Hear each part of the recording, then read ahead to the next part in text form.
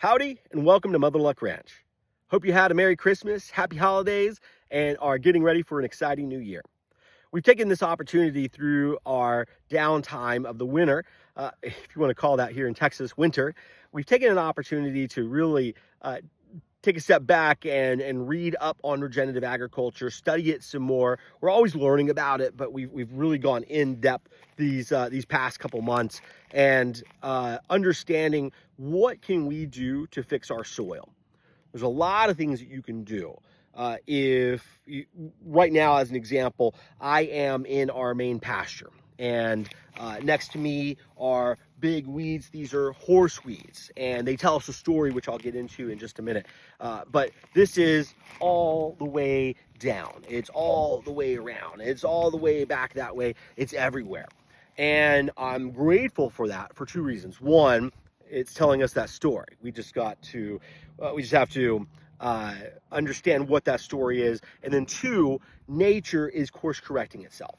So when we bought this property, this used to be a beautiful coastal field, great hay. We were really super excited about that. And then we continue to learn about what synthetic inputs are, nitrogen, how it imbalances the soil. And we did not do any of that.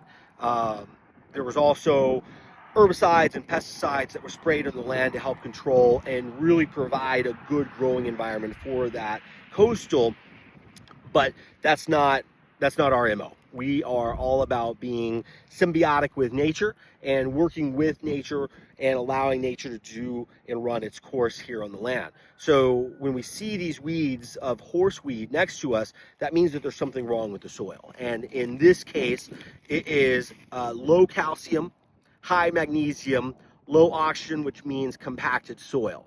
And there's a couple other things that it's low and very high on, but those are the primary ones that we're going to be focusing on. And we'll walk you through how we're going to fix that, not only through rotational grazing with the cattle, but some additional inputs into the land and working to correct that compactfulness.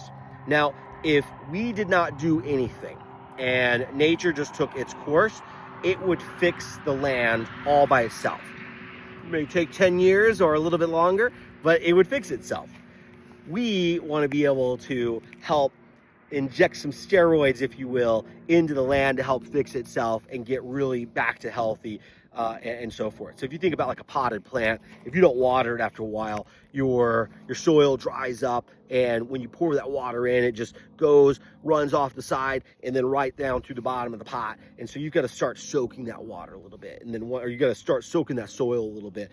That soil, once it starts absorbing it and starting to come back to life, expands, and now it can hold more of its water weight. And when you course correct that dryness out of that soil, next time you water it, there's not that much water going all the way off to the side immediately. It's going through and feeding all those roots. And so that's what our land is like, net effect as well.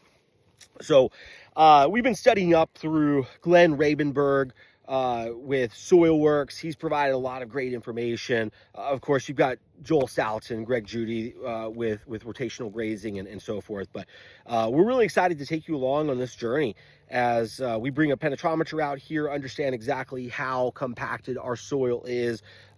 When we start growing again next spring, we'll use the refractometer to see what the sugars levels are, what the bricks content is, because all that plays a role in this. You'll hear a lot about organic matter. Certainly that's important, but there's other important factors as well, like what's our carbon to nitrogen ratio. If we're under 16:1, then the microbes aren't really that active, and we want all of that life to help fuel and transport the different minerals and contents within the soil to the plants to help make them grow. Because once you get above a 8 on a brick scale and a 16:1 on a carbon to nitrogen ratio, then your weeds no longer are active in so much. Your insects are no longer active in so much.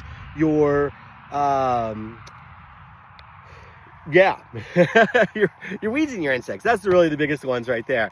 Those are no longer active, and it really provides a great growing experience because weeds love what we are not doing right now, which is not doing this effectively.